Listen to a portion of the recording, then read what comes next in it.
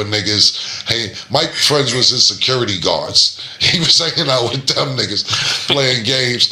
So when you sitting there saying friends and you think about the greatest of greatest, you like, them niggas said, I'm not really here to be your friend. Yeah, but one of them niggas on the team was friends. That's what I'm saying. Somebody on there. I'm asking you who. You got, I can be proved wrong. Probably like Pippen and one of them.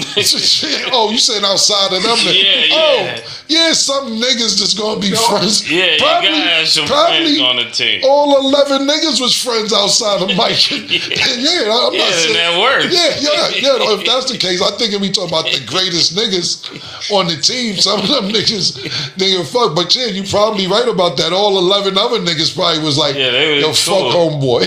This nigga's crazy. So I don't think that you have to, but I think it's good that you should have teammates, especially look. Welcome back. So now we're going to discuss some football. So when asked about his relationship with Jalen Hurts, AJ Brown said they are not as close as they once were. He said nothing happened. People just grow apart and nothing happened between him and me, our families, our wives, anything. Nothing like that ever happened. So he wanted to make the record straight because a lot of rumors have been circulating around. And he said, and I think both parties accepted that. So Maurice, after kind of hearing this story between AJ Brown, Jalen Hurts, the relationship, and we know that he is doing different things now on a different team, do you believe you need to be friends with teammates to have massive success in sports? Yes. Nah, I don't think that you have to be. I don't think that you have to be friends. I knew you was leaning in that direction. I tried to give you the right answer. But go ahead,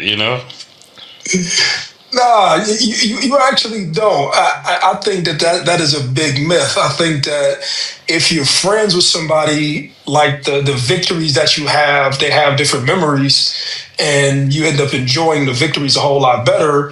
But I think like if you're dealing with mature people, you can still serve as a function. Like you can do your job without being like, buddies with a person per se. It becomes a job. It becomes like, am I doing my professional duties to basically meet the requirements of the team? I think what ends up happening is that guys are mature enough to separate the personal feelings from the professional obligation. That's what I really think. And I think like, if you get into tight situations with teammates, I think you'll go a little harder, pause, or you'll fight a little bit more for your teammate, but you don't necessarily need that to basically have massive success in sports, because I've been on championship teams as a player and I've seen it. Guys aren't the best of friends, but everybody is working towards the ultimate common goal. That's what I would say.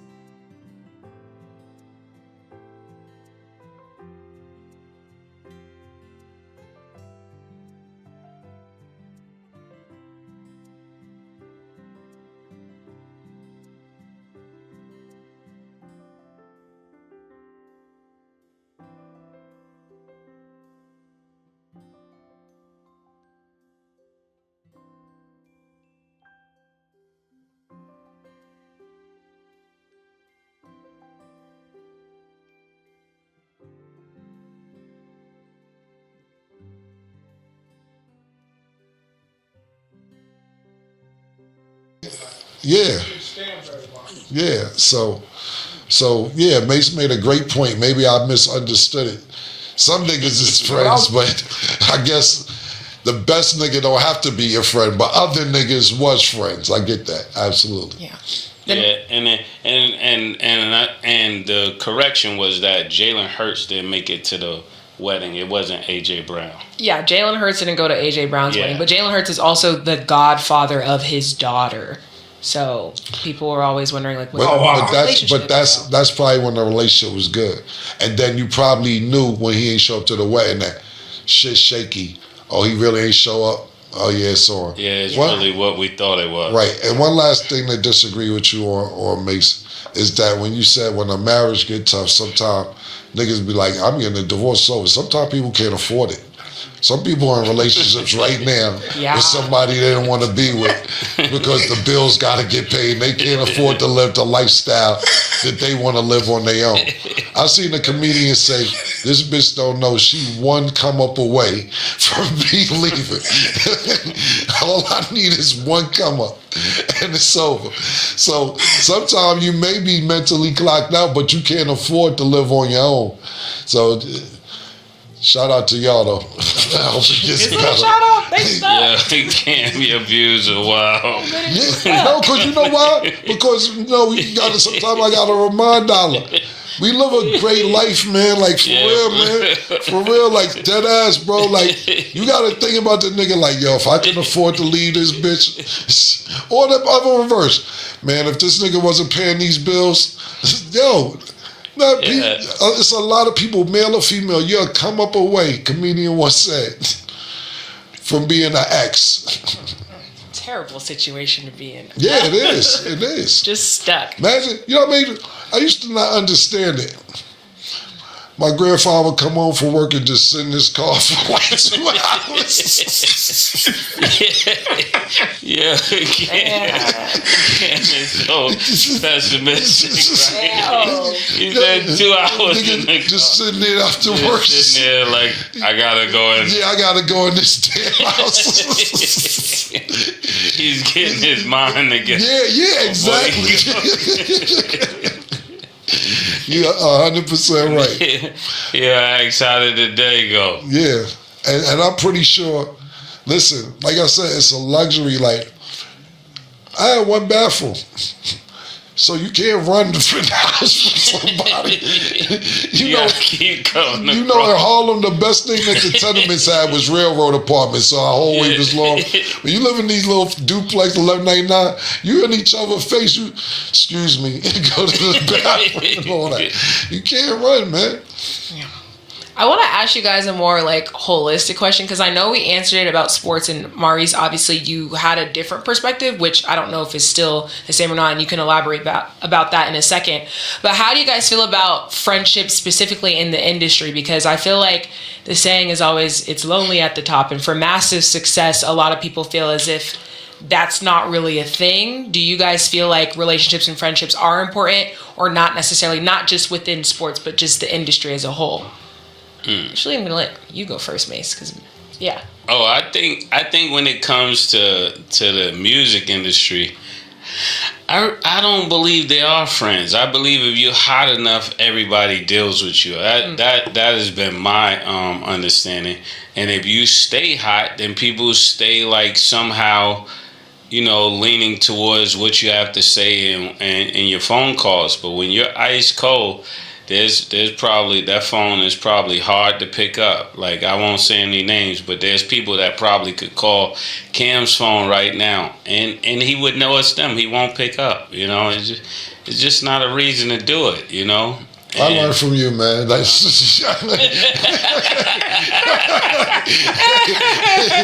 I learned from the best. Quick on your feet. Yeah, for real. There's some people, that's how the music business is. And I remember one time I was telling my wife that, she was like, why did you say that to that person? I said, babe, you can't burn bridges in this business. If you're hot enough, they have to deal with you. If you're not, and when you're not, they don't have to deal with you. It don't matter how much of a good person you were. there's people that's not gonna put you in that position because they just don't have a need for you. And sometimes that's what breaks a lot of celebrities' heart, because they think when they will hear that the same treatment is gonna be there, and it's just not. Yeah, I totally agree. My opinion is, it goes like this, right? So when you first start doing music, you try to bring your friends along. It's just, you try to find a job, you do this, we're going to turn you into a rapper, you do this. And then some people make it and some people don't. Some people will fall off that didn't work out and you gave them a grace period because you don't know if it's going to work out for you. Right. Yeah. You know what I'm saying? So, and whoever doesn't make it, and if you start making it without them, some people are cool. Like I got people right now, right, that I haven't spoke to in 2-3 months. Like for instance, right, like my nigga AJ, right? Mm-hmm. You know I'm busy and shit. That's my nigga. He ain't hitting me with no, yo, this nigga Cam on some bullshit. This nigga's whack. Motherfucker, I may miss, because I don't have notifications on my phone, so by the time I get to DM or text or whatever, fucking 8-9 days may have went by, and I don't mean no malicious by, but I don't get them texts from him like, yo, my man, what's up with you? Why you ain't picking up? Yo, I get yo, keep doing your thing, nigga. I seen you, da-da-da. I love him for that. Then I got other niggas send me like, yo, if you don't want to speak to me, just say that. I'm not and you like, yo, I ain't gonna name the niggas who said it. If you don't want to speak to me, yo, I'm not one of your bitches. Just say that, my nigga, da-da-da. And I take that text as like, now I'm not gonna speak to you because that was uncalled for. I see you busy and all. If you see that, then what's the problem? What's the problem? Why do men get that invested in other men? That's crazy. Yeah. So back to what Mase is saying is that, look, if you do have friends, as long as, even though we had a rocky relationship, it's a treasure. And cool, because relationships don't really last that long, especially in this industry, even though we're not doing music. But you think about, I'm just giving friends starting each other. Now let's go to the other equation from the person who helped you get your deal. You may build a friendship with the person who helped you get your deal, but they only got you your deal because they thought they was going to make money too. Yeah. You know what I'm saying? When I sat there and evaluated 1 year, like I'm talking about the niggas that I used to be around, I've been around. And I'd be like, yo, would y'all niggas have been cool with me if I wasn't doing music? That's a good question. That's the point. And no, I wouldn't even met half you niggas if I wasn't doing music or help get deals or whatever, anything else. You only got cool with me because I was doing music. Somebody like the nigga like Duke the God, I gotta say Duke the God, Duke the God is down. That's bloodshed, man. You my man, this, that, third. We was stealing your mom's cargo and the skate key, all that. Duke the God was my man. And of course you, Mase, I'm just talking about niggas outside our relationship. Before any music was realistic. Everybody else was only cool because I was doing music. Yeah. Yeah, I was at the top of the gate. Screaming, kill it, let's go. Yeah, absolutely, when man. You won the MVP. Yeah, listen, I spent the night at Mase, man. I used to live in Mase. You know what it's like? No, you don't know what it's like. Yes, you know. I don't know how Mase didn't have no house. He lived on the 6th floor. We had to go up and down stairs 5-6 times a day. And it wasn't a big deal. It was all good. The parties was around the corner. The Jamaican spot upstairs. Listen, man, we had a great time. I'm talking about all of us. I'm talking about BBO, Zig, Gus, Woods. It was a great time. But it's very few. When you sit there and think about it, you be like, would these niggas be cool if I wasn't going to be a basketball player or entertainer and anything else? And that's what you have to realize, like, who really your friends are. And if you stay friends even through, don't get me wrong, you meet great people on the journey and you be like, nah, this turned into a great friendship. This shit was dope. But then when it don't be dope, you be like, Let me backtrack and see how this niggas got next to me anyway. How did this happen? You gotta backtrack and figure out how did it get to this. So. Cold world, Marty. That's crazy. So Killer, who I gotta talk to about getting my plaques? Because I never got a plaque for anything. Not even your records? Nothing. Never? Karen Civil. Karen Civil get you plaques.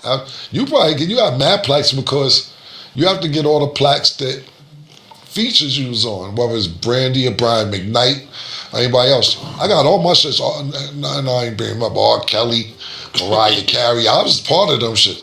I count them sales towards my discography. Mariah Carey sold 3 million. I'm on a single. This is my 3 million. Yeah, that's correct. Yeah. So that's what I'm trying to say. You got to tally up your sales because you always just go off your album. Whoever you was featured on, that's part of your sales and your discography. That's I tally mine up because the checks is the same. Scale automation with a self-hosted N8N solution from Hostinger. Deploy in one click on a secure VPS. Unlock. Need that.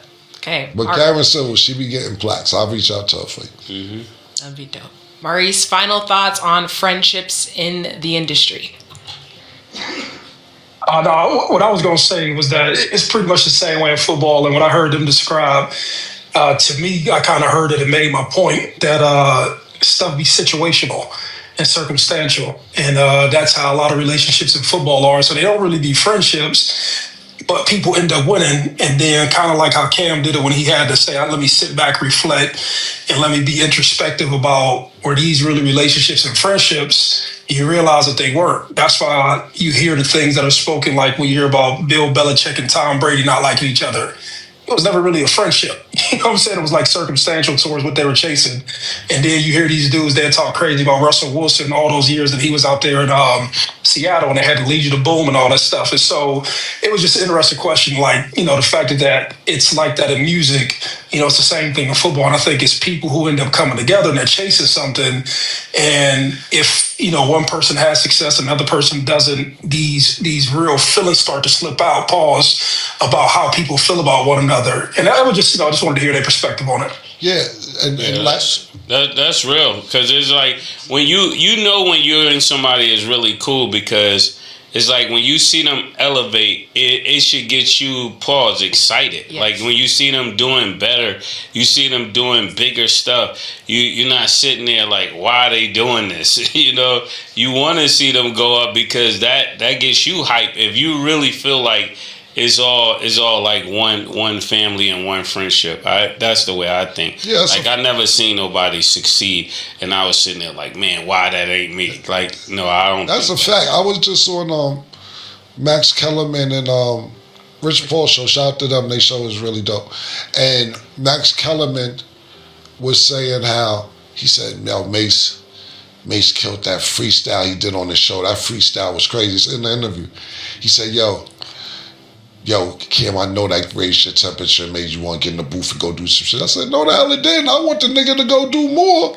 So, and I'm telling the nigga, I said, I'm not in no competition with this nigga. You think go watch the show, it's on Netflix. I said, no, I did not try and run in the booth. I told nigga more. I said, look, you see this phone? I wish I could play something for you right now. I told him, this is all on Netflix. It's on the show. You can go watch it. And I said, no, I did not run to the booth. I encouraged him to go do another one. Yeah, for real. And because I know how great of a rapper Mase is, and I'm just discouraged. Not discouraged. I'm disappointed the world can't hear it, but I understand why. Don't get me wrong. I totally understand it, but oh well. Y'all miss out because I listen in the car at least 3 times a month. I have one more final question for all y'all, just because we're on the conversation of friendships, and obviously it only gets harder the more success that you have. When was like the last time you guys had, in your opinion, made a new friendship? Like when was that? Because I feel like a lot of you guys' friendships are people that you've known for quite some time. Like for you to realize like, no, this is like somebody that I consider a friend. When was that last time? Mari's gonna let you go first. I would say probably through the show for me. You know, and it's easier for this because the people on the other side of the screen don't want nothing from it. You know, and so I typically have to make friends with people who are like just above me in some regard. Well, you know, pause, because they don't need you. You know, I don't need nothing from them. They don't need nothing from me, and they've already lived a lot of life that I've not lived yet. You know what I'm saying? Or done things that I've not done, so it's pure. Then I think a lot of things don't work out just because people don't understand their position, pause, that they may be with somebody. So I would say for that, for me, it's tougher here in Ohio because like that's a little bit tougher. But I would say just through this show and with you all, you know, it's probably time that I've got new friends. Oh. That was dope, Mo. That's good. Yep. It's always good if you think you're a friend of somebody and they think you're a friend too. You know, it's not good if you think you're a friend and they don't think the same thing. So I'm glad we share the same sentiment. It'd have been crazy if I thought, oh no, man, this nigga Mo is cool, and then you got on there and you're like, yo, Chad from Delaware. You're like, oh, well, maybe I missed. Never mind. I won't go. That's why I said let Mo go first. That's why he did the award. Yeah. Same way. Well, of course, Mo, you know you my brother even before the show. But let me think. I would say Nick, but I pay Nick, so I don't really know if Nick's my friend. Would Nick be my friend if I'm not paying him? I don't know. Yeah. It's cool. Nick's a cool nigga. Like, yeah, you gotta find out. Yeah, but I don't know if Nick would be my man if I wasn't paying him. All right, the last two friends I made, I'll say this, even though it's going on 10 years, I'll say Larry. Larry's probably, because I've known the people that's around me, I've known a long time. Like, trying to think of somebody that I met recently, like PT. I know PT 25 years. Like, I be around niggas that I know. It's really crazy. I'm this older. You know how niggas be like when you was young. They be like, we known each other 20 years. Like, this is really a fact now at this point. But I'll say Larry. I remember I used to come to Vegas before I lived out here, and Larry was really cool. He had his grow, and Larry was doing shit he ain't have to do. Larry would give me like, Cam, hey, look, I got you a weed license. You're a weed license owner. And I'm like, word, I could deal weed, nigga. Like, I could deal weed. And then Larry would be like, yo, here, take this ticket. You gonna win this baseball game. And I'm like, I don't fucking want to bet, Larry. He's like, nah, it's a guarantee. Then he gave me a ticket and I won $8,000 off some, he was just being nice because it was a guaranteed bet. And, you know, I came here, he told me that, yo, Kim, don't rent no cars when you're here. I got 7 cars, take one of my cars. Don't pay for a hotel. I done killed these hotels where you get comp. So Larry was a real friend before. And then I'm not saying all because you was giving me shit, because I would turn it down. Half the shit I'd be like, nah, I just feel better when I pay for it. But some of the stuff I would accept too. But thank you, man. So it's cool that Larry, my friend. And then that's the last friend I met as far as like human. My new twist friends, my dogs. Oh. So that's my latest friends, Tina and Rico. So, oh my God. Yeah. You do like them dogs. That's my newest friends, man. Oh Lord. And they cool. And my niggas, and I ain't got to deal with a lot with them, man. No emotions and nothing, man. None of that. Yeah. Well, I love this conversation. That was super. Who are your new friends, Stat? My new friend, they literally would be y'all, because I'd be scared to meet people nowadays. Like, I always be like, yeah, like I'm young and I know I am, but at this point it's going on how many, 3 years now? Yep. Which time is flying. Like I said, I'm 25. Like I don't really be meeting people anymore. I be kind of scared. So I feel safe here. And I always say that. And safety makes me feel great. So yes, that's what I would say. But yeah, I would say like PT is probably one of those people that I think is like a friend, and then a guy named Mayo. Pause. But you didn't just meet PT. She said your newest friends. Oh, newest. Yeah. Literally within like a year, 2, 3, if that even counts. Probably a guy named Mayo. Okay. It's dope. Because it's hard. It is harder now. Like, especially now, the more that you do things, you never know what's genuine. You don't know what is. It's hard. Hey, hold on. Let's be clear for the question. So all y'all niggas just my friends now. For years. Yeah. We're not talking about you. Yeah, we're not saying you're not our friends. So all my niggas I fuck like, with. You got on the show, you didn't say my name? Yeah. It's a bunch of friends, but I've known y'all over a decade minimum. She said in the last year or two. Yeah. Or the newest. It could be the newest. Yes, that for sure. Okay, well, great discussion here, y'all. But that is all the time that we have for today. Maurice, it's always a pleasure to have you on the show. Damn. Mo pocket watching. Right with y'all. Yeah. Thank y'all. Have a good one. Thank y'all for watching. And as always, have you ever wondered whether true success really depends on being close friends with the people you work alongside? It's a question most people never stop to think about, yet the story of Mase and Camron, two legendary figures who helped define Harlem's hip-hop legacy, offers an answer that might completely change your perspective. At first glance, many assumed they shared an unbreakable friendship, but that assumption misses the bigger picture. Their journeys crossed through the same Harlem movement. Both built careers under Bad Boy at different moments, and both navigated many of the same industry circles. Even so, they were never known as inseparable friends in the traditional sense. And believe it or not, that may have been one of their greatest advantages. Here's where people often get it wrong. They believe lasting success in business or sports is built on personal loyalty and deep friendships. In reality, the strongest partnerships are usually built on shared goals, not shared memories. There's a huge difference. A friend might comfort you after failure, but a true professional ally has something on the line too, which means they're just as determined to make sure everyone wins. That difference changes everything. You can see this pattern all throughout sports history. Some of the greatest championship partnerships were fueled more by competitive respect than personal chemistry. Kobe Bryant and Shaquille O'Neal captured 3 straight NBA titles despite spending parts of that dynasty struggling to get along. Surprisingly, it wasn't their friendship that made them unstoppable. It was their relentless drive to outperform one another while chasing the same ultimate goal. Their tension sharpened both players instead of tearing them apart. A championship locker room doesn't require everyone to be best friends. It requires everyone to buy into excellence. That pressure forced both legends to elevate their games. Phil Jackson understood this principle better than almost anyone. Instead of trying to create lifelong friendships, he united his teams around one common mission. That's the blueprint successful organizations continue to follow today. You don't have to love everyone you work with. What truly matters is respecting their value and committing to the same destination. Now let's bring it back to Mase and Camron, because this is where the story gets even more interesting. When Camron launched Diplomat Records and transformed the Diplomats into one of the biggest cultural movements of the early 2000s, he wasn't simply building around friendships. He carefully assembled talent like Jules Santana, Jim Jones, and Freaky Zeke, because every member contributed something unique to the brand. Cam recognized exactly what Harlem wanted to hear and surrounded himself with people who could deliver different pieces of that vision. That wasn't luck, it was strategy. Mase chose a completely different path.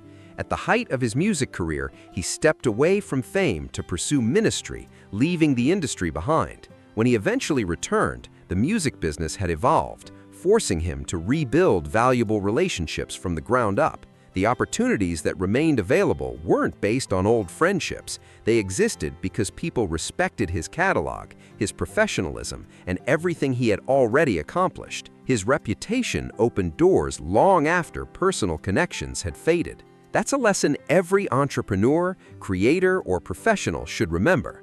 Your network isn't measured by how many friends you have. It's measured by how many people trust your work. Every person who has watched you consistently deliver becomes someone willing to recommend, support, or collaborate with you in the future. Reputation scales farther than friendship ever can. Sports executives have understood this philosophy for decades. Championship organizations aren't built around friendship circles. They're built around clearly defined roles, accountability, and trust. Look at the San Antonio Spurs during Greg Popovich's dynasty. Their success didn't come from everyone constantly socializing together. It came from every player fully understanding exactly what was expected of them. Tim Duncan, Tony Parker, and Manu Ginobili couldn't have come from more different backgrounds, different countries, different personalities, different life experiences. Yet they all embraced the exact same championship standard. That's the same principle both Camron and Mase represent, even if they express it differently. Cam has often made it clear that trust is earned through actions, not history. Ironically, some of the people he knew longest created the biggest problems along the way.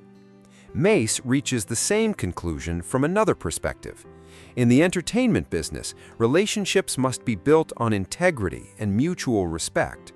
Once money and fame enter the picture, weak friendships often collapse first. One of the biggest mistakes anyone can make in sports, business, or entertainment is confusing closeness with true partnership. Just because someone is always around doesn't automatically mean they're helping you build something meaningful. At the same time, someone who isn't your closest friend may become one of the most valuable professional relationships you'll ever have. That's a distinction too many people overlook. Think about legendary business partnerships. Steve Jobs and Steve Wozniak weren't simply celebrated because they were friends. They succeeded because their strengths perfectly complemented one another when the opportunity appeared. Their working relationship created history long before people focused on their friendship. The mission came first. It always does. Inside the world that Camron and Mase navigated, record labels, business deals, public image, and street politics, friendship could sometimes become a weakness instead of a strength. Friends often protect each other from hard truths. Business partners can't afford to do that because every mistake affects everyone involved. That willingness to separate emotion from execution is what helps build lasting empires instead of temporary success. So what's the real answer? No, you don't have to be friends with someone to achieve greatness together. What matters far more is mutual respect, aligned goals, clearly defined responsibilities, and the maturity to keep business separate from personal emotions. Friendship can certainly grow along the way, and sometimes it naturally does, but it should never be the foundation. The work comes first, the standard comes first, and the shared hunger to win will always matter most. Mase and Camron proved that two people can represent the same city, influence the same culture, and leave behind remarkable legacies without being inseparable friends. That's the lesson many people miss. The real game rewards those who understand the difference between friendship and true partnership. And once you understand that difference, everything changes.